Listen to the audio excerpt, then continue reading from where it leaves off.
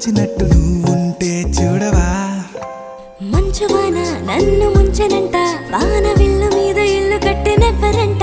ఈ లోకమంతా నిన్ను చూసినంట